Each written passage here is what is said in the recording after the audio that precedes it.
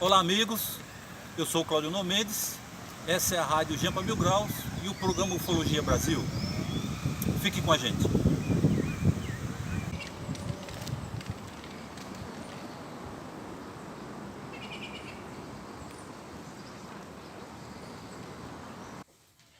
Antes de iniciar, gostaria que você desse seu like, se inscreva no nosso canal e compartilhe nossos vídeos. O programa de hoje apresenta alguns aspectos interessantes no mundo da ufologia, como será mostrado na quinta edição, ou seja, as provas que serão relatadas, principalmente com um avistamento coletivo de população inteira, e muitas pessoas que antes eram descrentes do fenômeno OVNI, a partir de um avistamento passaram a crer na possibilidade de vida fora da Terra. O relato de Edir Mendonça exibirá um fato muito curioso, se não sensacional, em que a aeronáutica foi chamada para desvendar o mistério dos OVNIs que apareciam naquela região, atingindo as pessoas com a luz que deixavam marca pelo corpo. Não somente a aeronáutica, mas moradores, médicos que trabalhavam na ilha viram o fenômeno das naves e até hoje a doutora Weleide Cecim de Carvalho dá palestra sobre o ocorrido.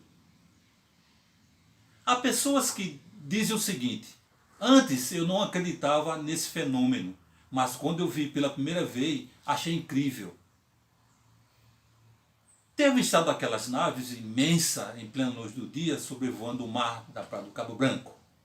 E também sabemos que relatos de pilotos de avião que avistou o mesmo fenômeno entre a Praia do Cabo Branco e Tambaú, aqui na cidade de João Pessoa. Existe um livro chamado, abre aspas, Eles Estão Entre Nós, fecha aspas, do subtenente Francisco Dutra, onde o livro traz fatos curiosos sobre o fenômeno. Na época do lançamento do livro, a Universidade Federal da Paraíba, juntamente com o Centro Paraibano de Ufologia, realizaram um curso sobre ufologia naquela oportunidade.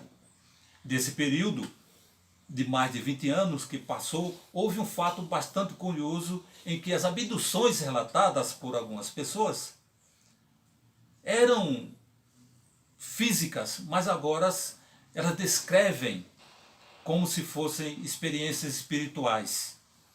Outros relatos importantes, antes os implantes, eram tipo chip de metal. Hoje, porém, através de informações desses chips, são sendo feitos através do DNA do abduzido, dessa forma não detectado pelo raio-x nem ressonância magnética. Olá amigos da Rádio Jampa Mil Graus, olá amigos do programa Ufologia Brasil. Hoje nós estamos aqui numa entrevista com o nosso querido amigo Edir Mendonça. Edir Mendonça, advogado, militante também da área de ufologia, ele que é um ícone aqui em João Pessoa. Boa tarde, Edir Mendonça, como vai? Boa tarde, meu caro Claudio Mendes. Boa tarde, Rio, que está na técnica. Boa tarde a todos aqueles que acompanham o programa Ufologia Brasil. E é um prazer estar aqui com você, nesse bate-papo, nessa conversa quase que informal. E também me sinto honrado com o convite de participar do programa. Estou aqui à sua disposição para responder as perguntas que me forem feitas. Eu gosto das perguntas mais difíceis. Muito bem, então vamos começar a primeira pergunta. Edir Mendonça, como foi que começou o seu interesse pela ufologia? Na verdade é o seguinte, eu sempre gostei de ler, sempre gostei de estudar e sempre gostei também de física, né? E aí surgiu esse assunto de ufologia em algumas leituras e também em alguns programas de televisão, e aí começou o interesse, porque eu comecei a pesquisar, e a pesquisa é muito um assunto muito excitante, e acabei me aprofundando um pouco na pesquisa, e hoje eu sou daqueles que defendem que se coloque para a população esse estudo, estudar a ufologia, porque na verdade, desculpe me alongar na resposta, mas na verdade existe um certo preconceito contra a ufologia.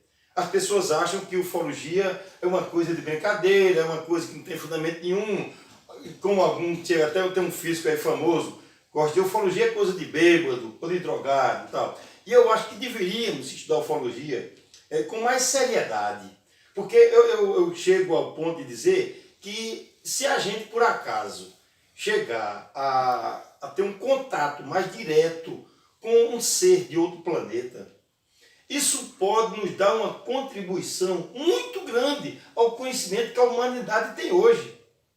Porque o conhecimento de um ser que vem de outro planeta para aqui, indubitavelmente é maior que o nosso, digo, da nossa civilização. Por quê? Nós, humanos, com essa tecnologia que muitos dizem está altamente avançada, até hoje aqui na terceira década do século XXI, não temos ainda conhecimento e tecnologia para visitar o planeta mais próximo que existe da Terra, que é Marte. Ainda não temos condições de mandar uma equipe em Marte e voltar. Hoje não temos ainda. Marte, que é um planeta vizinho à Terra. A distância da Terra até Marte tem a variação orbital, evidentemente, mas é de torno de 50 a 100 milhões de quilômetros. Ao passo que um ser que venha de outro planeta, só se fosse do nosso sistema solar, já seria bem mais avançado do que a nossa civilização. Imagine vindo de outra estrela, que a estrela mais próxima que nós temos de nós é a Alfa Centauro, que está a cerca de 40 trilhões de quilômetros, ou 4,5 anos-luz de distância. Você imagine o conhecimento que esses seres têm, começam a pegar o nosso, milhares ou milhões de vezes. Imagina agora, então, a gente tendo contato com esses seres, que contribuição nós não poderíamos adquirir em termos de tecnologia de viagem espacial, tecnologia médica, enfim, em todas as áreas poderíamos obter conhecimento e melhorar a nossa vida. Mas muitos preferem ter um preconceito contra a ufologia. Então, o estudo da ufologia, no meu entendimento, poderia contribuir com a sociedade, porque, na verdade, a gente tem interesse em que as pessoas aceitem mais a ufologia e, tendo contato com ser de outro planeta, que tenha essa interação de conhecimento que é benéfico para todos. Inclusive, senhores da Rádio Limpa Mil Graus e do programa Ufologia Brasil, fizeram alguns estudos no passado falando sobre motor de dobra. Para quem não sabe o que é motor de dobra, você poder viajar à velocidade da luz em poucos minutos e chegar em outra dimensão. Imagina aí, senhores, se esses seres viessem para cá, com a tecnologia que eles têm, trazendo essa informação para os seres humanos, usando material aqui da Terra. Como seria riquíssima essa troca de informações desses seres com nós aqui da Terra. Não é, professor? Exatamente, você está certíssimo, essa troca de informações é importante. Eu digo o seguinte, e até mesmo, eu diria que urgente, até mesmo mudar a mentalidade das pessoas. Eu digo a você que uma coisa que me preocupa muito, além de defensor desse estudo da ufologia, eu também sou ambientalista. Você veja, os cientistas que falam que a tecnologia está muito avançada, está tudo, que não tem mais o que está praticamente chegando no ápice do conhecimento, eu digo que não. Por que eu digo que não? Eu vou dizer a questão, por exemplo, da energia. Nós, seres humanos, estamos acabando com o nosso planeta com a utilização de combustíveis fósseis. Porque imagine vocês, a natureza passou bilhões de anos tirando gás carbônico da atmosfera, botando oxigênio, para que nós pudéssemos respirar. E agora os seres humanos, nós estamos fazendo o contrário disso. Estamos usando combustíveis fósseis. Veja, para gerar energia elétrica, ainda tem usina de carvão para gerar energia elétrica. Usina hidrelétrica que desvia o curso dos rios, provocando um impacto ambiental incomensurável. E por aí vai, muitas outras, energia nuclear, que também é um absurdo estar sendo usada, quando temos aí uma energia gratuita, que é o sol.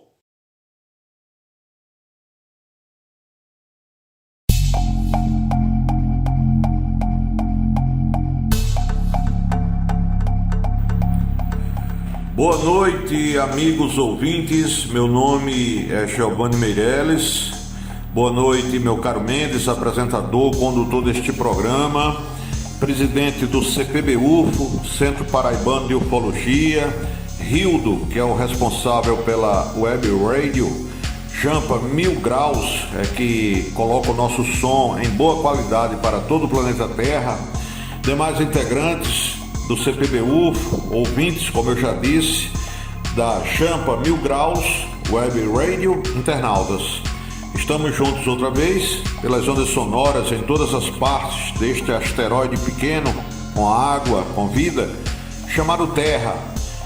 Somos sobreviventes da pandemia mortal da nossa época, chamada Covid, ou seja, é a peste negra, bubônica, da época da Idade Média, agora revivida na nossa época, e também da gripe espanhola, que foi mais mortal 6 vezes do que os soldados mortos em combate na Primeira Guerra Mundial 100 anos atrás. Este é o mundo que nós vivemos. Mas é sobre ufologia que eu quero falar e dizer que tem em toda novidade sempre uma revelação. Um amigo meu diz de novidade nova, e a novidade nova agora é o seguinte: há muito tempo se sabe que existem relações entre os Estados Unidos e alienígenas. Mas agora, o ex-ministro da Defesa do Canadá, Paul Hellyer, foi mais longe. Ele disse que tem uma novidade nova nessa relação. É que soldados americanos não só teriam colaborado, isso já se sabe, mas a novidade é justamente essa. É que foram enviados a outro planeta Terra, gêmeo conosco, em um projeto conjunto com os alienígenas de lá, que seriam humanoides, provavelmente greys. Não seriam reptilianos, não seriam draconianos, não seriam insetoides. Pois bem, seriam parecidos conosco. Paul Hellyer, ele disse o seguinte, que se chamou Projeto Zeta e foi uma cooperação conjunta do Exército dos Estados Unidos com os alienígenas. E a operação era o seguinte: 12 soldados norte-americanos foram enviados para viver no planeta Zeta Reticuli, que fica na constelação de Reticulum. Reticulum, para quem gosta de observar o céu noturno e tem noções de astronomia, é o conjunto do sistema planetário, que tem 2 sóis, fica em paralaxe à direita da grande nuvem de Magalhães, vista aqui da Terra, ok? Então, o que é que Paul Hellyer diz? Que os militares dos Estados Unidos não só se comunicaram, não só fizeram acordo, isso já se sabe. A novidade nova é que fizeram viagem interestelar para esse planeta Zeta Reticuli. Agora tem um detalhe: ele não é a primeira pessoa, Paul Hellyer, a dizer isso. Outra pessoa já revelou esse projeto. É um ex-sargento da Força Aérea Norte-Americana chamado Richard Dodd. O Dodd disse o seguinte, que o plano para cooperar secretamente com os alienígenas nasceu após o incidente de Roswell, em 1947, no Novo México, época do presidente Truman, nos Estados Unidos. E, ao contrário do que todo mundo acredita, que a nave caiu, 1 ou 2, ninguém sabe, 5 ou 7 alienígenas, também ninguém sabe, e que todos teriam morrido. O Richard Dodd diz que não é verdade. Um alienígena sobreviveu, foi encontrado escondido atrás de uma pedra. E ao contrário do que foi mostrado num dos episódios do Arquivo X, nenhum médico militar deu um tiro na cabeça desse ET. É a história que conta em Arquivo X. O que o Richard Dodd diz é que esse alienígena foi para uma base militar escoltado.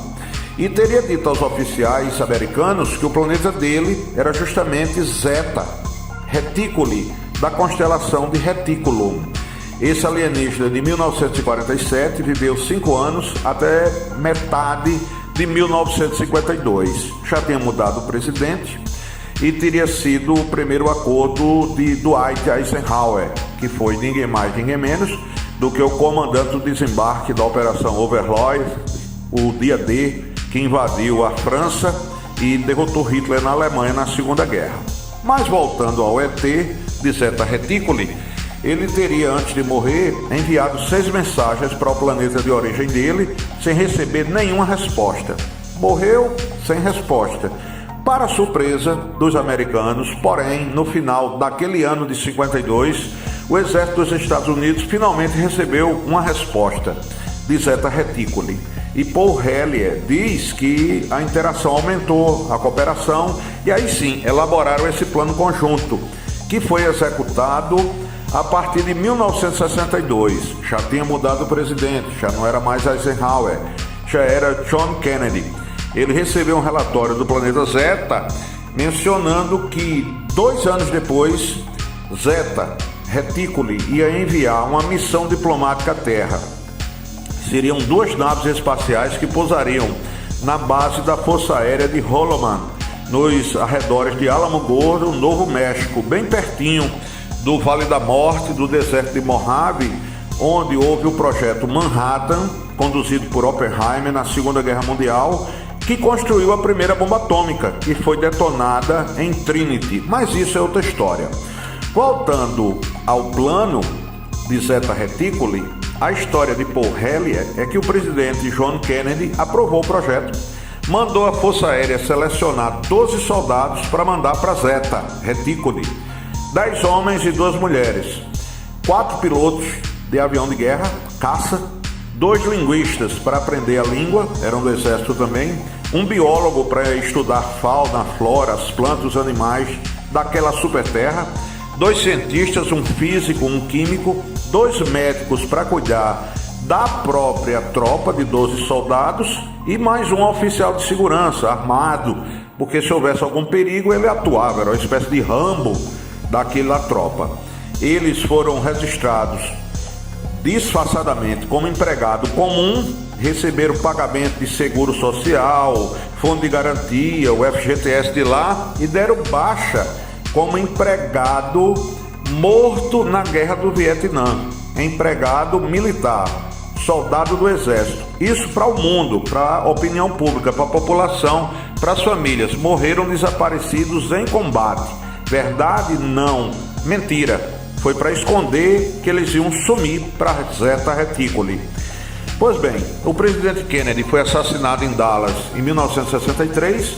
O vice-presidente que assumiu os Estados Unidos, o Lyndon Johnson, honrou o acordo e no dia 24 de abril de 64, 2 espaçonaves do planeta Zeta Reticuli pousaram na base de Holloman, sendo recebidos por 16 funcionários do governo dos Estados Unidos. Não se sabe se o presidente Lyndon Johnson estava presente, porque em 1954 o presidente Dwight Eisenhower estava. Não se sabe se Lyndon Johnson estava presente, o que ele conversou, apenas que ele entregou uma versão do Blue Book, o livro azul, que todo mundo sabe, que foi para pesquisar aparições de discos voadores. O Lyndon Johnson entregou o Yellow Book, é o livro amarelo, é um registro da história completa da Terra, desde os dinossauros até o ser humano. E o fim da história chega no seguinte: a intenção era que os 12 soldados americanos vivessem 10 anos no planeta Zeta, para entender o nível da tecnologia, o código de conduta, o que é que eles comiam, como era aquela civilização. E a informação é que eles voltaram à Terra 13 anos depois, em 1977. Só 8, foram 12. 4 dessas pessoas nunca mais voltaram, ficaram em Zeta. 2 morreram e 2 resolveram viver lá. Os 8 que voltaram à Terra desapareceram. Não tem nenhum registro, ninguém pode confirmar. Mas eu, Giovanni Meirelles, acredito em Paul Hellyer, não é homem de mentira, o ex-ministro de Defesa do Canadá. Vale mais do que um carimbo de Top Secret, conteúdo reservado. Essa é a minha história de hoje. Boa noite a todos vocês.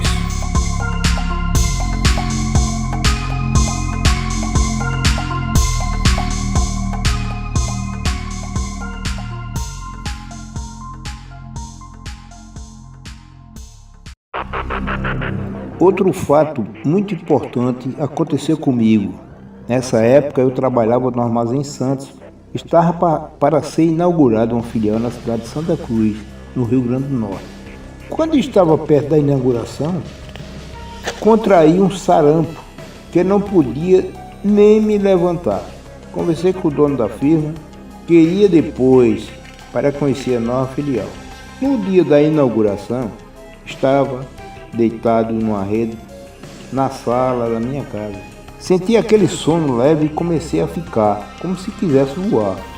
Num piscar de olhos, observei que estava viajando com destino a Santa Cruz. Sobrevoei a cidade inteira e fui parar na frente da loja do Armazém Santos. Quando cheguei na porta da frente, uma funcionária da firma, por nome de Giselda, veio me atender. Conversei com ela uns 10 minutos. Falei que eu também trabalhava na minha firma, porém na cidade de Guarabira. Ouvindo minhas palavras, ela me convidou para conhecer toda a loja, que eu era uma pessoa de casa praticamente. Depois de nossa conversa, me despedi dela e fui embora. Quando fiquei bom do sarampo, viajei para Santa Cruz e pedi ao meu amigo Zezinho que me desse o carro para dirigir, que eu iria parar na frente da firma. Conforme combinado, foi realmente o que aconteceu. E para a surpresa de todos, a minha chegada não foi surpresa para a Giselda, que ela falou para o Silvio Santos, que era o dono da firma, que eu estivera na semana do dia da inauguração. Todos ficaram abismados comigo. Como eu pude descrever o que tinha no interior da loja, o quarto de dormir do gerente e todos os pertences do depósito e alguns acontecimentos ocorridos na inauguração. Essa garota de nome de Giselda, cheguei até a namorar 6 meses com ela. Isso foi um fato inusitado para todos que trabalhavam no Armazém Santos. Surgiu vários comentários a respeito, como era que poderia acontecer um negócio daquele. Mas aconteceu. É uma pura verdade. Entendeu? Outras experiências vivenciadas por mim, essa foi no local de João Pessoa, na Paraíba. Recebi o convite dos amigos, Marco e esposa, Zé Maria e Nena, para um fim de semana na praia de Gramame. Levei minha esposa auxiliadora comigo. Chegando lá, fomos para o local onde ele já estava. Quando foi à noite, fomos dar uns lances com a rede de arrasto. Era entre 22h15, mais ou menos, da noite. Quando demos o primeiro lance, não pegamos nada, quase nada mesmo, de peixe. Deixamos a rede e fomos para a areia da praia conversar um pouco. Foi quando me deitei na areia e observei um claro entre as nuvens. Aquilo me deixou um pouco curioso. Fiquei atento quando de repente saiu de dentro das nuvens vários faróis fazendo zigue-zague. Voltavam para dentro das nuvens de novo, focavam para baixo, paravam no ar, como se estivesse brincando com a gente. O mais interessante é que eles nos observavam, piscavam, entendeu? Piscavam, e eu tinha certeza que eles queriam se comunicar conosco. Os amigos observaram atento e diziam que aquilo era helicóptero da Marinha, Fonseca. Mas eu não sabia que não era. Foi aí que eu passei a ver com mais detalhe o assunto de ufologia. Isso durou aproximadamente uns 15 minutos. O comentário foi muito grande entre nós 6. O que seria aqueles faróis nas nuvens? A gente piscava para ele como se estivesse movimentando, que a gente tinha fachilhado na hora. A gente piscava e ele respondia. Tornava a piscar e ele respondia. É um assunto para se ver com bastante detalhe. A comunicação é imprescindível, entendeu?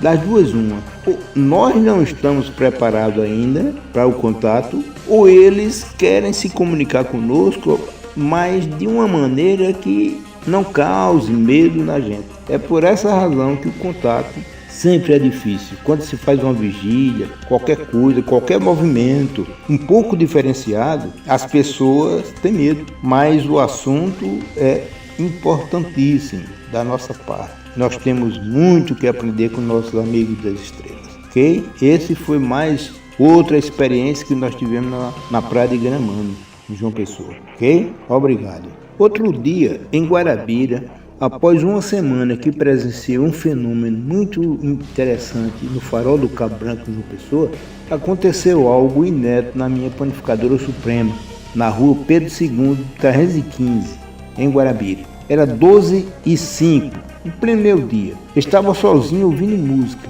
Levantei a cama e caminhei até a porta menor que fica olhando para a rua lateral. Quando olhei para o asfalto da rua, notei que o mesmo estava se mexendo. E aquilo me chamou a atenção. Será que é visão de ótica? ou está mesmo acontecendo? Passei a observar com mais seriedade e notei que toda a frente da padaria também estava se mexendo. Era como se estivesse passando alguma coisa muito grande por baixo do asfalto e da praça também. Mais interessante ainda foi quando olhei para cima, o céu estava muito limpo. Aí o meu espanto foi ainda maior, que cheguei a recuar para junto do balcão de pão. Foi quando aquelas luzes em forma de bola, muito forte, desciam com uma rapidez tão grande, parecia que ia se chocar com o asfalto e vinham para cima de mim. Várias vezes aconteceu esse fenômeno, com aquela luz muito forte, que a padaria ficou tão quente, mas tão quente, que os ventiladores sopravam aquela temperatura muito forte. Não sei como eles não queimaram.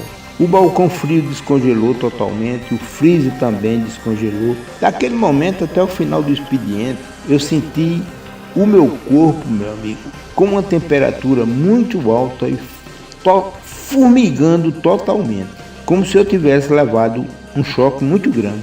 Isso é uma das coisas que eu nunca mais vou esquecer na minha vida. Isso aconteceu na cidade de Guarabira, na Avenida Pedro II, no centro da cidade. Muito interessante, por sinal. Muito interessante mesmo. Obrigado.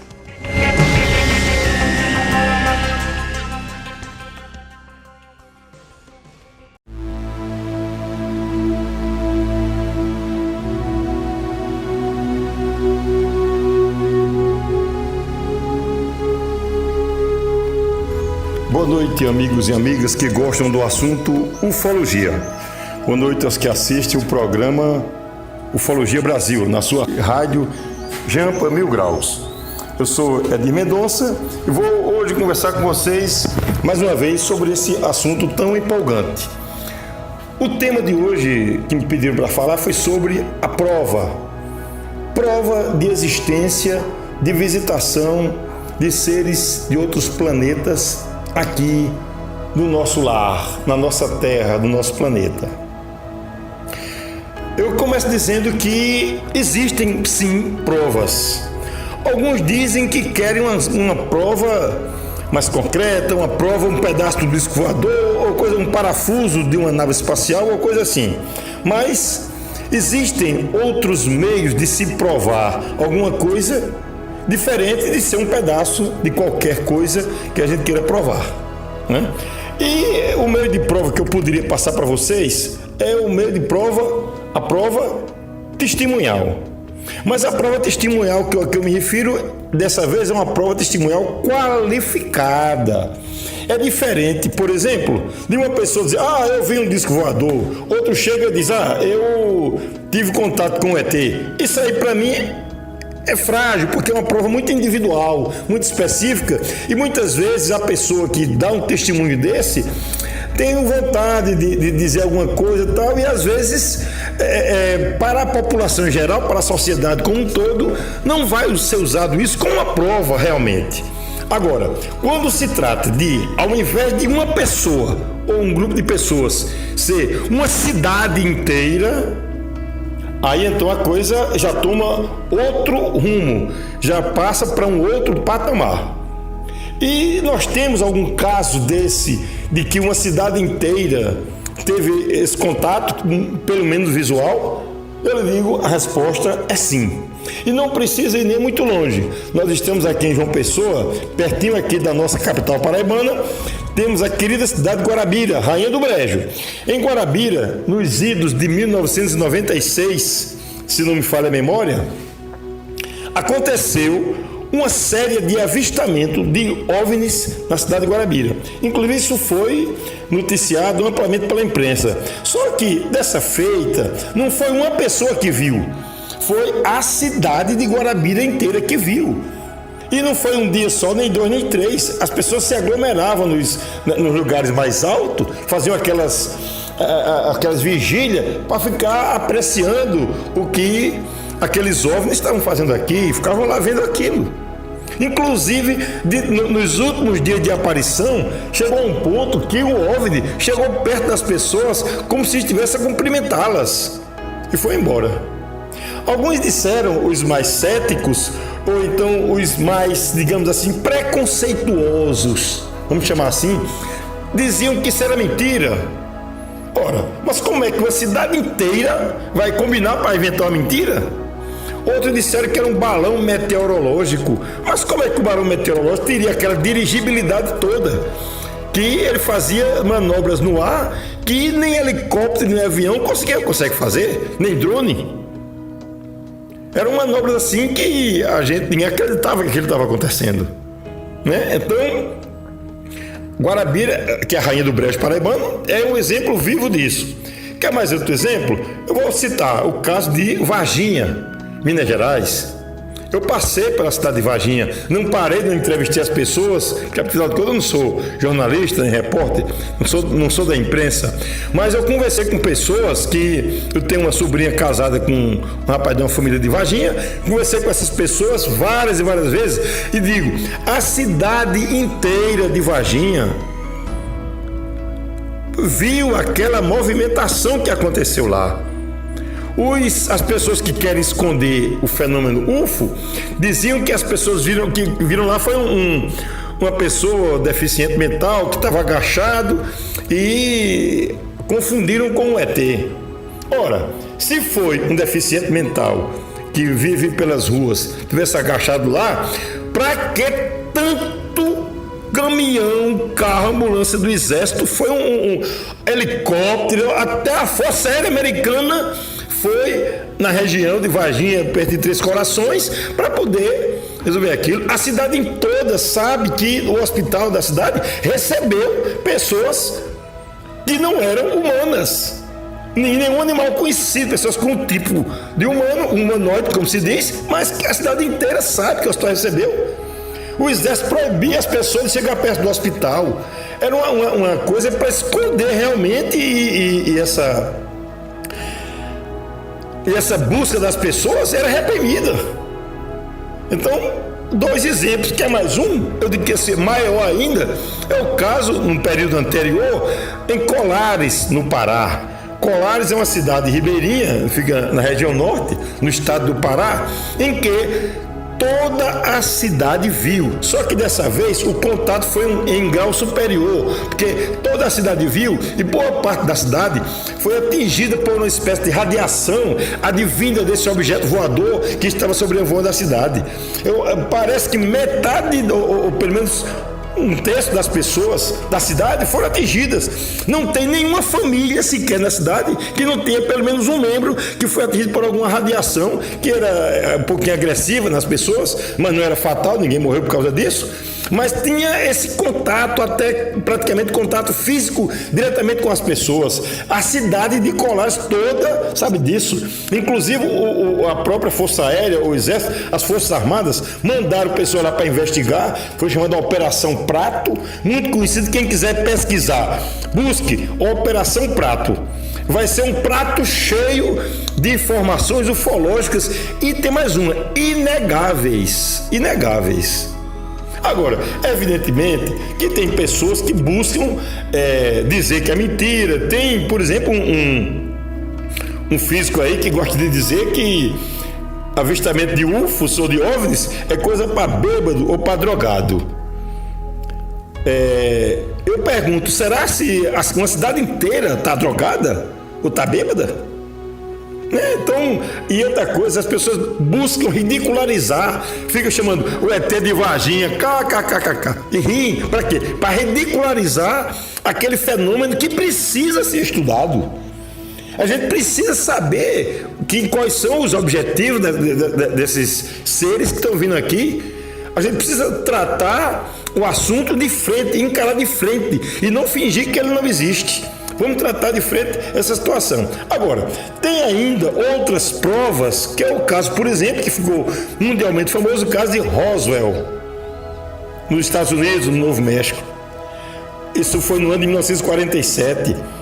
Esse caso também, esse aí tem pedaços de nave espacial vindo do planeta, sim, que tudo foi confiscado pela NASA.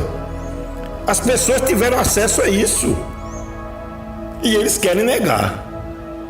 Bom, então é preciso que a gente enxergue a coisa que os governos, diversas entidades também querem negar.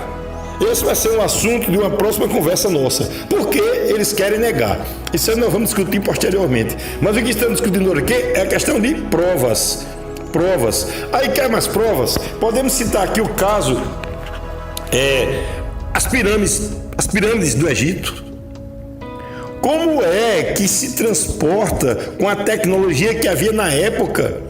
2,5 milhões de blocos, cada bloco pesando mais de 2 toneladas, arrastando por centenas de quilômetros, chegando lá para botar um em cima do outro, sem guindaste, sem caminhão, sem trator, sem nada que possa facilitar essa construção. E se levarmos em consideração a esfinge que está lá vizinho perto das pirâmides, centenas de toneladas. Hoje não tem tecnologia para fazer, para transportar, já que aquelas pedras não são originalmente do lugar onde elas estão. Elas tiveram que ser transportadas. Como se transporta um negócio daquele com centenas de toneladas se não tinha tecnologia? Hoje não tem. Quer mais provas? Por exemplo, aquele parque lá de Stonehenge, na Inglaterra. Como é que se bota uma pedra com 60 toneladas lá em cima? Bota duas na vertical e uma na horizontal, deitada em cima dessas duas primeiras. Como é que se bota uma pedra lá em cima sem tecnologia? Claro que foi usada tecnologia reversa, invertendo a gravidade. Isso é evidente. Tecnologia essa que no nosso planeta até hoje não tem. No nosso planeta não existe tecnologia para tanto.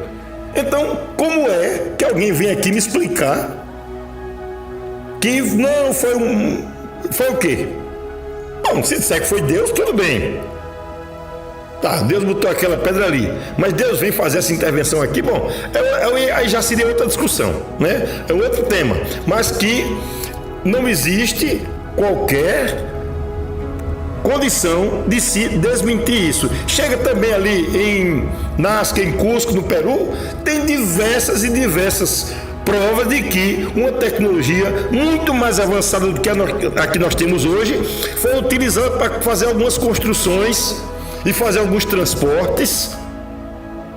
Porque o transportar aquelas pedras, como eu disse, das pirâmides e de Stonehenge, uma pedra com dezenas ou centenas de toneladas, passar por um rio com aquela tecnologia que tinha 3.000 anos. Se alguém disser, não, mas aquilo foi uma sociedade mais avançada do que a nossa, que construiu aqui, fez aquilo ali, daqui da terra mesmo, cadê os registros dessa sociedade que teria existido aqui? E não, os registros se perderam. Não se perde registro assim de uma coisa tão marcante. Vejam que os dinossauros que existiram aqui no nosso planeta foram extintos há 65 milhões de anos. Hoje em dia tem registro de saber até o que eles comiam e o que eles não comiam. A ciência explica isso, explicando. Então, como é que uma sociedade com uma tecnologia mais avançada do que a nossa não deixou nada de registrado aqui? Extinguiu-se do nada? Ou veio de longe para cá e voltou? O que é mais verossímil? Porque às vezes esses que são contra, esses preconceituosos com a ufologia, eles procuram uma explicação milhões de vezes mais inverossímil do que a própria verdade. Então é isso, provas existem, não enxerga quem não quer. Agora trata-se atualmente de que devemos encarar a coisa de frente. Vamos encarar, porque as pessoas querem esconder. Então essa resposta, porque as pessoas querem esconder, vai ser um tema da nossa próxima participação, caso seja convidado, no programa Ufologia Brasil. Deixo a vocês um grande abraço e o meu boa noite. Eu peço desculpa porque na minha participação anterior eu perdi a visão daqui do cronômetro onde eu estava gravando e extrapolei o tempo. Teria mais coisa para dizer, mas para respeitar aquele limite que me foi estabelecido de tempo, eu vou encerrando por aqui a minha participação, deixando a todos um grande abraço e boa noite e até a próxima.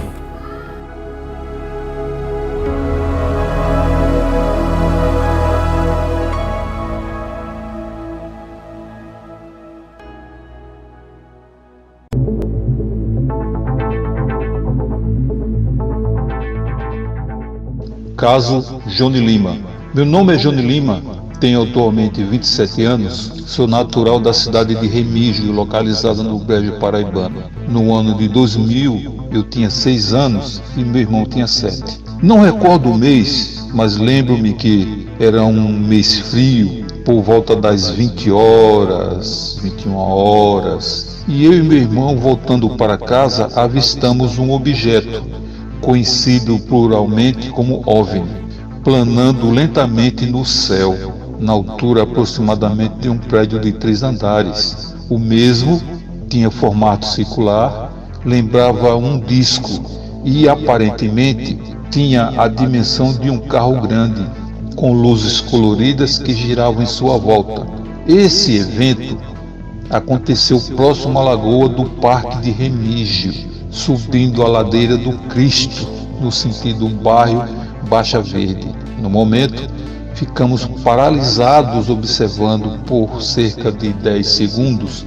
Depois o objeto se deslocou numa velocidade inexplicável. Foi como um piscar de olho para desaparecer no céu noturno. Desde aquele dia, sabemos que existe algo que a humanidade desconhece e chama de vida inteligente além da humanidade. Esse foi o relato do caso Johnny Lima.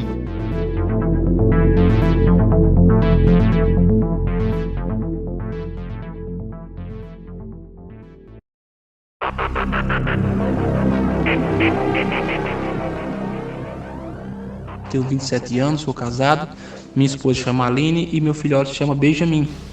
Ele tem 2 aninhos de idade. Minha esposa Aline tem a mesma idade que eu, tenho 27 anos, né? Então, vamos ao relato, né? Esse caso aconteceu comigo no dia 2 de junho, foi na terça-feira, se não me falha a memória, foi de 2015. Eu havia acabado de pedir a minha atual esposa, hoje Aline, na época minha namorada, em casamento. Aí eu fui na casa do meu irmão, peguei a moto dele emprestada pra gente ir na zona rural avisar pra minha mãe, né? Que a gente iria casar, receber as bênçãos, os bons e velhos conselhos de papai e mamãe, né? No caso, mamãe, porque meu pai, infelizmente, não tá mais aqui. Então a gente foi tudinho pra lá. Chegando lá no sítio, a primeira coisa que eu notei quando eu cheguei lá foi o silêncio sepulcral. Tava um silêncio imenso no sítio, tava um silêncio muito grande. E eu cacei ali no sítio até meus 16, 17 anos, uma vergonha dizer isso, mas eu caçava, assim, eu era caçador profissional, né? Hoje eu estou lutando para preservar o que eu ajudei na época a destruir, né? Eu estou com o pessoal do ICMBio ajudando a preservar e estou usando minhas habilidades de caça para preservar a natureza agora, e eu peço que, por favor, façam o mesmo, tá bom?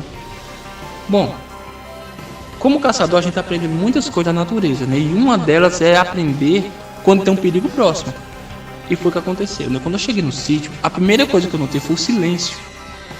Tava um silêncio realmente sepulcral, um silêncio horrível, que dava até dor na cabeça. Era um silêncio enorme. Eu cheguei de moto, os cachorros não vieram pra cima da moto latindo, como todo cachorro faz, e normalmente eles faziam quando chegavam no sítio, né? Eles estavam com medo, eles estavam amuados, deitados no canto. As galinhas, uma ou outra galinha, de 30 e poucas galinhas que minha mãe tinha, uma ou outra tava fazendo barulho. Como eu falei, tava um silêncio enorme, nem os animais que a minha mãe tinha soltavam um pio. E aquela velha sensação, que eu acredito que vocês já devem ter passado por ela, aquela sensação de tem alguém me observando. E eu olhava para um lado, olhava para o outro, desci da moto, dei uma andadazinha assim em volta da casa, olhei bem minuciosamente para ver se tinha alguém ali, tipo, tinha algum bandido escondido, algum animal, né? E realmente eu olhei e não vi ninguém. Né? Eu não vi ninguém, porque também na caatinga você consegue se camuflar muito bem, embora seja seca, né? Se você se deitar no chão não tem que te veja, né? Por conta da cor da nossa pele, a folhagem fica quase a nossa cor. Mas seja lá como for, eu olhei e não vi ninguém. Então eu entrei, minha mãe, eu falei com a minha mãe, né? A gente esperou para jantar, quando foi 6 e pouquinho, aí minha mãe colocou a janta, a gente contou a novidade para ela, e aí ela começou aquela velha história de toda mãe que casar não é chupar cajá, casamento é difícil. Nessa historinha os conselhos dela se estenderam até 10h30, 11 horas da noite. A gente foi dormir em seguida. A Aline, que é a minha esposa, dormiu no quarto da minha mãe junto com ela, na cama do casal, né, que a gente não era casado. A minha tia Lúcia dormiu no quarto de solteira, e ela tem um problema de Ela é deficiente mental, ela dormiu na cama dela, e eu dormi no quarto com meus sobrinhos Lucas e Pedro. O Pedro dormiu com a cabeça virada para a janela e os pezinhos para a porta de entrada do quarto. E o Lucas dormiu com a cabecinha para a porta de entrada do quarto e os pezinhos virados para a janela. A cama que nós dormimos, a cama que nós dormimos é aquela cama que você puxa, aquela caminha debaixo dela, né, que tem as rodinhas, né, que é tipo um belichezinho baixo, rasteiro. Eles dormiram embaixo, eu dormi na cama de cima. Nessa história a gente foi lá para 1h pouca da manhã, todo mundo já estava parado 18º sono, mas eu não. Eu não estava conseguindo dormir de jeito nenhum. Entendeu? Então, tipo, eu rolava para um lado, rolava para o outro, rolava. É o sono panqueca, né? Fica de um lado para o outro, de um lado para o outro. Aí, nesse vira-vira que eu tava, eu comecei a sentir ter uma sensação de sono e sonho ao mesmo tempo. Era como se eu tivesse, tipo, acordado e dormindo. Como se sonhando. Minha respiração tava como câmera lenta, sabe? Aquela... E eu olhava para um lado e via as paredes passando lentamente. Quando eu abri os olhos, quando eu girava para um lado, eu via como se a parede e as telhas passassem bem devagarzinho. Parecia que eu realmente estava numa sensação de não sei dizer, tipo um hipnotismo mesmo, né? Na hora. Aí eu virei, né, pro lado esquerdo, que eu fico do lado fica a parede. Depois virei pro lado direito. Quando eu virei pro lado direito, antes esqueci um detalhezinho. A minha mãe, ela tinha tirado a porta da cozinha, né, que fica bem ao lado da porta do quarto onde eu tava dormindo. E para fazer uns batentes novos, o batedor novo e uns batentes na porta, né, para colocar uma porta nova. E quem morou no sítio sabe o que eu vou dizer, que no sítio a gente não tem medo dessa bandidagem, desse assassino e tal. Ela colocou só ali no local, só mesmo para tapar o buraco da porta, colocou uma porta sanfonada que ela usava no banheiro, encostou 2 cadeiras e para segurar, ela encostou o tanque de lavar-roupa, né? Porque qualquer coisa também, para garantir, né? Se entrasse, faria barulho, a gente ouviria.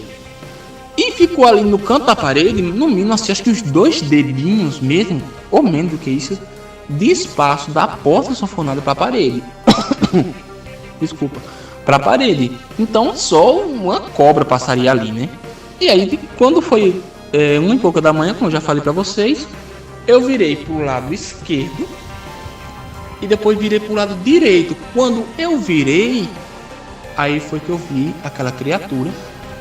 Ela tinha afastado, ela tinha abrido mesmo, gente, a porta sanfonada, mais ou menos ali umas 5 talinhos da porta, né? Que a porta sanfonada é feita com aquelas tirinhas, né? Então ela tinha afastado, acho que uns 5 talinhos dali. Ela tinha afastado as cadeiras do chão, as cadeiras, e o tanque de lavar-roupa, sem dar um único pio. Um único pio. Ninguém ouviu nada. Mas quando eu virei, aí, gente, que começa aquela coisa. Por isso que eu entrei nos grupos do ufológico, procurando saber se alguém tem algum relato sobre essa criatura, o que ela pode ser. Se tiver, por favor, comunique aí no grupo, ou pode chamar no PV à vontade. Quem quiser conversar no PV, tô aqui para me explicar um pouquinho mais sobre essa criatura, que eu tô muito ansioso para descobrir o que era. Mas enfim, vamos lá. Eu virei, e aí a gente fez o quê? Cruzou os olhares. A primeira coisa que eu vi que ele estava fazendo foi que ele estava esticando o braço esquerdo. Ele entrou, tipo assim, no meu ver, né? Eu creio que ele entrou assim com o braço direito, que de lado na porta, e virou lentamente, colocou o braço direito no chão. E graças a Deus que o erro dele foi que ele usou o braço esquerdo para esticar. E vocês sabem para quê? Pois é, gente. Isso é o que me fez ficar esse tempo todo, porque eu fiquei sem contar esse relato para ninguém. Eu fiquei assombradíssimo com o que aconteceu nesse dia, porque ele estava usando o braço esquerdo e estava quase alcançando a cabeça do meu sobrinho Lucas, que é o filho caçula do meu irmão. O alvo dele era meu sobrinho Lucas. Ele ia pegar o meu sobrinho Lucas e estava esticando. Graças a Deus que ele usou o braço esquerdo. Se ele tivesse usado o braço direito, ele teria pegado o menino e teria com certeza arrastado para fora da cama e feito alguma coisa com ele. Mas seja lá como for, ele usou o braço esquerdo, colocou o direito no chão como impulso, né? Ficou assim, eu acho que de lado. No meu ver, eu acredito que foi assim que ele fez, porque não tem outra explicação. Ele colocou o braço direito no chão e esticou o esquerdo, porque eu vi ele nessa posição. Quando eu abri os olhos, o incrível foi o que aconteceu com ele, entendeu? O choque, eu senti, era como se nós dois estivéssemos conectados. Eu mergulhei fundo dentro do olhar dele. O olho dele era como o olho de uma boneca, sabe? Aquele olho preto, como o olho de um tubarão. Aquele olho preto, era preto, preto, preto, sem vida, entendeu? Era como se ele estivesse me sugando para dentro do olho dele, entendeu? Eu até conversei com um colega meu aqui em Afogados, Isaías, sobre isso. Ele é hipnotizador, ele faz terapia hipnótica. Ele falou comigo, ele fez em mim na época essa terapia para ver se eu tava falando a verdade ou eu tava maluco. E ele viu que eu tava falando a verdade. Ele me contou que, seja lá o que foi aquilo, ele tentou me hipnotizar. Só olha, Rafael, o tipo que tentou hipnotizar você, provavelmente para você dormir, para distrair você. E realmente eu acredito que foi uma distração. Porque é tipo assim, ele cravou os olhos em mim, tipo assim, fica olhando pra mim. Isso, fica olhando pra mim enquanto eu pego o teu sobrinho, entendeu? E o braço dele tava a poucos centímetros da cabeça do Lucas. Eu olhei pra ele, ele olhou pra mim assim, a boca dele, eu posso descrever perfeitamente como ele era. O braço era tipo de uma mulher, né? O bracinho fino, os dedos da mão dele eram tipo um dedo mindinho, assim a largura. Eram compridos, igual esse dedo maior que a gente tem na mão, eram compridões assim, mas fininhos como um dedinho esse dedo mindinho que a gente tem na mão. As unhas dele, as unhas da mão, não eram grandes, tipo assim, proporcionalmente falando, eram garras normais, tipo também uma garra de mulher, perdão, que as mulheres não têm garra, desculpa, tá, meninas? Uma unha grande como a unha de mulher, né? A unha grande ali, só que pontudas. E ele era um tipo de... E a cor dele era como se fosse um azul, mas parecia um uniforme. O que mais parecia pra mim como um uniforme, porque ele era azul, o uniforme era tipo... a pele era como se fosse um azul escuro, assim, um azul que não tem como explicar, mas ele era tipo puxando pro preto. Era um tipo um azul escuro luminescente, sabe? Subindo no braço dele, tinha tipo umas bolinhas que tinham como se fosse um líquidozinho dentro, um líquido transparente que ficava tipo que se movendo dentro, sabe? E subia até a cabeça dele. Na cabeça dele tinha como se fosse duas crinas e ele era idêntico à cabeça dele. Eu vi o relato de ET de Varginha. Então, se vocês verem o desenho que as meninas falaram que desenharam lá, aqueles olhos grandes e aquelas crinas, era idêntico ao ET de Varginha. Ele tinha a cabeça grande, assim, um pouco avantajado, não era muito grande, eu acho que no meu ver era normal. Assim, não sei dizer bem, né, proporcionalmente qual é o normal que não é para essas criaturas. Mas ele tinha tipo umas crininhas, duas crinas, assim, passando por cima da cabeça, igualzinho ao ET de Varginha. Ele não tinha nariz, a boca dele parecia os dedos da gente. Quando a gente pega assim, os dedos encruzam nas mãos, né? Com os dedos cruzados assim, era como se... Mas realmente, gente, parecia um uniforme, entendeu? Era como se a boca, os dentes fossem cruzados assim de um lado para o outro, como se fosse uma dentição, eram bem avantajados os dentes, só que eram tipo encaixados um dentro do outro assim, como a gente faz com os dedos, né? Ele olhou para mim assim na hora, ele teve um choque tão grande, ele paralisou. Eu consegui ver aqui por cima da espinha dele que descia aquela corrente enorme, tipo umas bolinhas luminescentes, até embaixo onde fica a cintura dele, né? E tipo umas veiazinhas, umas veias brancas, eu não sei se eram brancas, não dá para explicar. Era um tipo de brilhozinho assim, um brilho de um líquido dentro, não sei contar bem. Aí quando ele me viu, ele paralisou, eu paralisei também, a gente focou os olhares.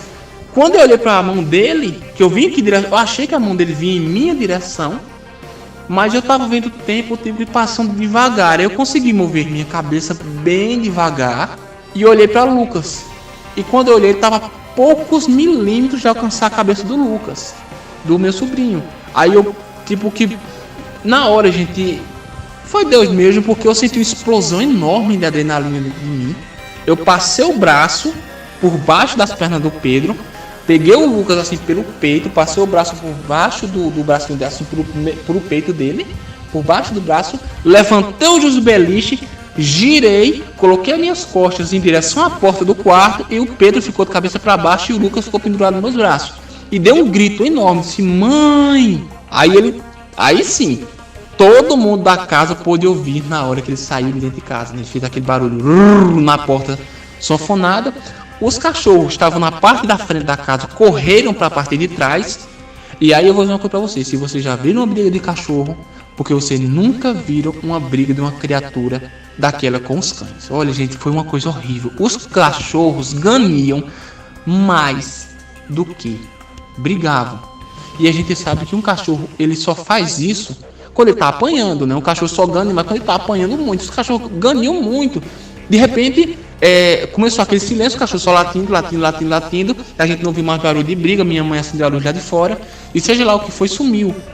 Mas minha mãe chegou na porta do quarto, eu tava segurando o Lucas e o Pedro, eu soltei na beliche de baixo, que eles estavam dormindo. Eu tava tipo que tonto, com a minha cabeça tava pesando 1 tonelada. Sabe o que é 1 tonelada? Assim, tipo, apertando mesmo. Eu dei aquela tontura, minha cabeça girou 180, 900 mil graus, vou colocar logo assim. E eu caí sentado na cama, pum! E minha respiração saía devagar, minha cabeça girando, pesada, minha mãe e minha noiva gritando da porta: Rafa, o que está acontecendo? Rafa, o que está acontecendo? E eu ouvia bem longe a voz dela e aquele barulho horrível de enxame de abelha no meu ouvido. Eu ouvia mais do lado direito, do lado esquerdo, do que do lado direito. Era um barulho muito grande de enxame, como se fosse 1 milhão de abelhas dentro do meu ouvido na hora. Eu caí deitado, sentado assim na cama, eu olhava para um lado. De repente aquela sensação foi passando. E simplesmente eu olhei para minha mãe e disse: olhei assim, vou dormir. Aí deitei na cama, virei e apaguei. Simplesmente eu desmaiei, gente.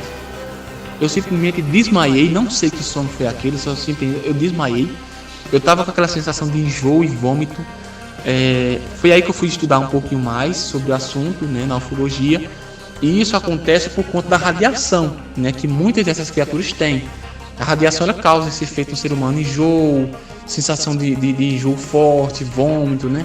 E era dor de cabeça forte. E era exatamente o que eu estava sentindo, mas simplesmente do nada passou. Eu virei e apaguei. Pum! Acordei no outro dia, contei para minha mãe o que tinha acontecido.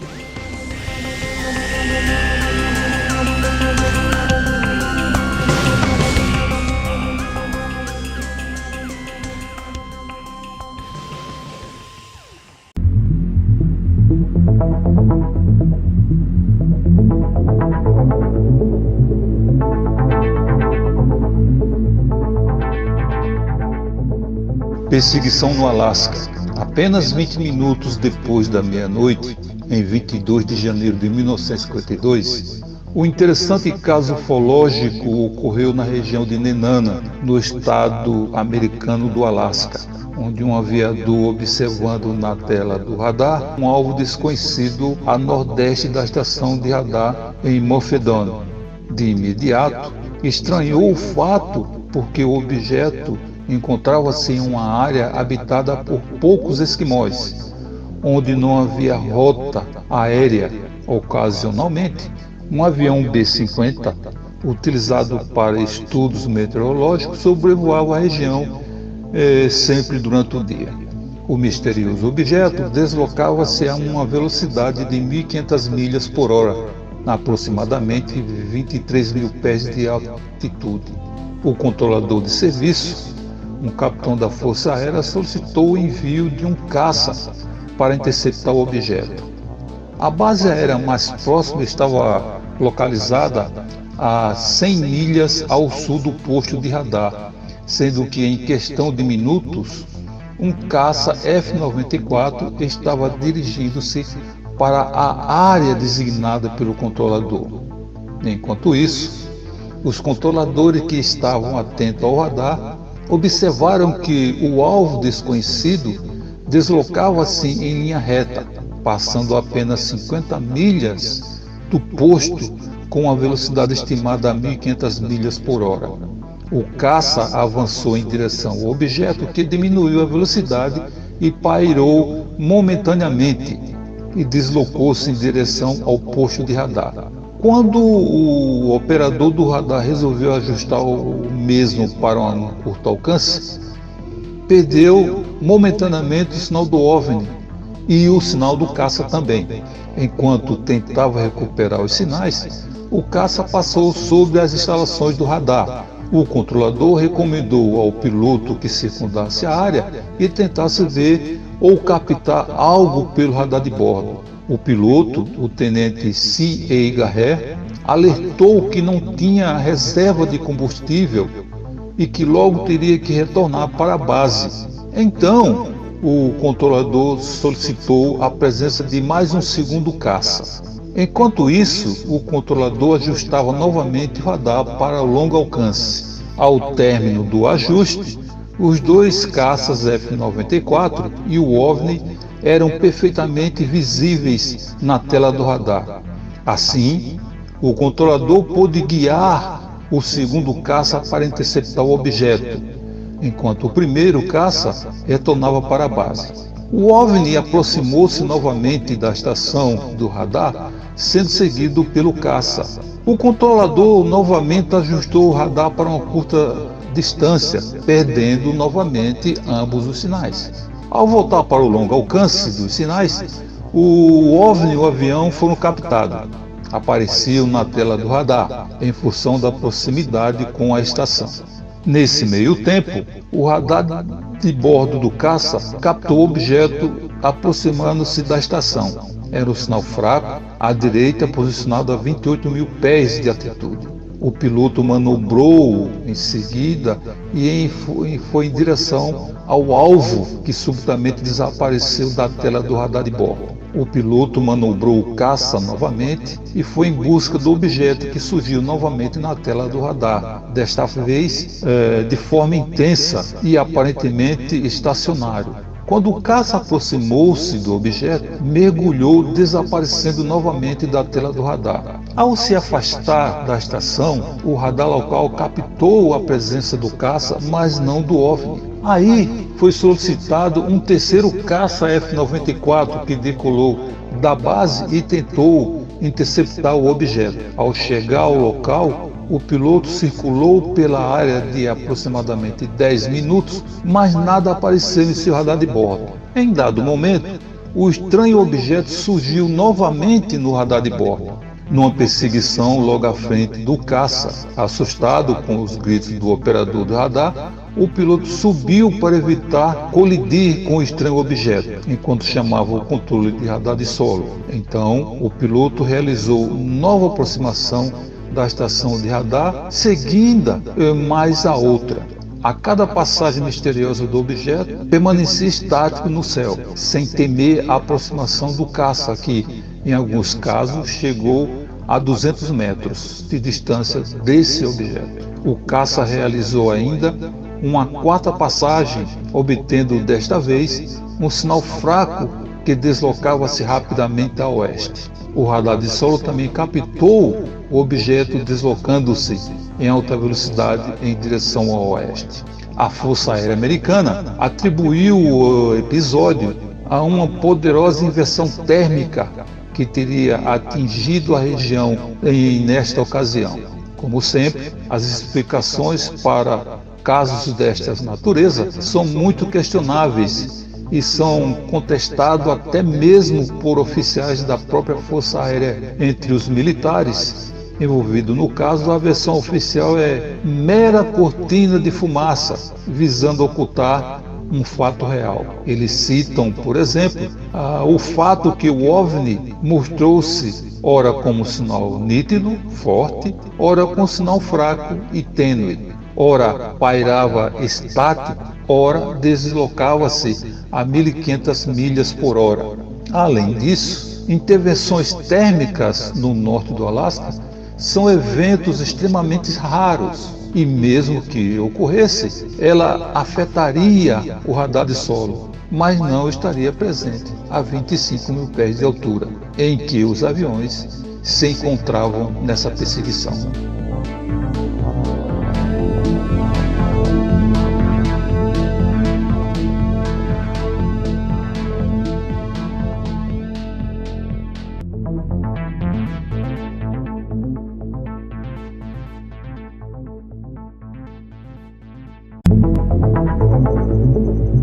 Considerações finais. Queremos agradecer a todos os que assistem o programa Ufologia Brasil na sua web radio Jampa Mil Graus. Queremos agradecer também as participações especiais dos nossos convidados que prestam seus relatos: Giovanni Meirelles, Edi Mendonça, Antônio Fonseca, Johnny Lima, Rafael Rodrigues e Martinho Barbosa. Pense no mundo como um campo de possibilidades, e não somente no que está à nossa vista. Imaginem os homens que tiveram a ideia da primeira vacina da humanidade, o primeiro veículo automotor, o primeiro avião, o primeiro foguete a ir para o espaço. Acreditem, a principal barreira do homem ainda é a barreira intelectual, imposta por nós mesmos. Fique com Deus. Este é o programa Ufologia Brasil e a web radio Jampa Mil Graus, sempre junto com você.